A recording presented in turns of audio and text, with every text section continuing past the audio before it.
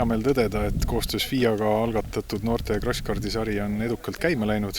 Meil on lisaks täna EAL-iga koostöös startivatele sõitjatele tulnud kaasa mitmeid noori oma käe peal võistlema ja tänaseks olemegi hooajaga jõudnud nii kaugele, et võistlejatel on esimesed head võistluskogemused kätte saadud.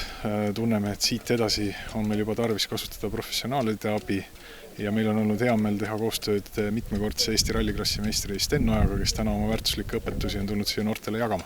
Jalutame raja läbi, vaatame kõik nüansid läbi, pidurdusmaad, kiirendused, kus võib olla potentsiaalset ohtu teiste sõitjatega möödasõitudeks ja muud säärased iseärasused, et kui suured on hüpped, kas on mõtet hüpata ja pidurdada.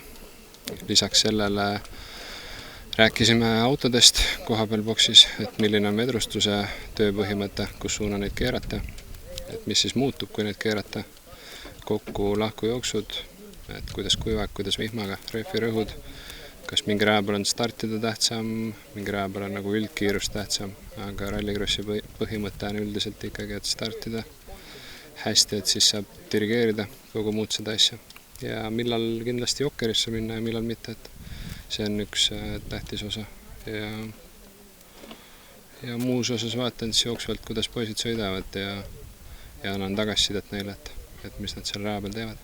Testipäev enne Netsi crosskardi võistlusi, et seal on kindlasti väga kõvad sõitjad ja et on vaja natuke harjutada enne võistlust, et tabelis on ka enam-vähem hea koht, et äkki suudab poodiumile ka sõita.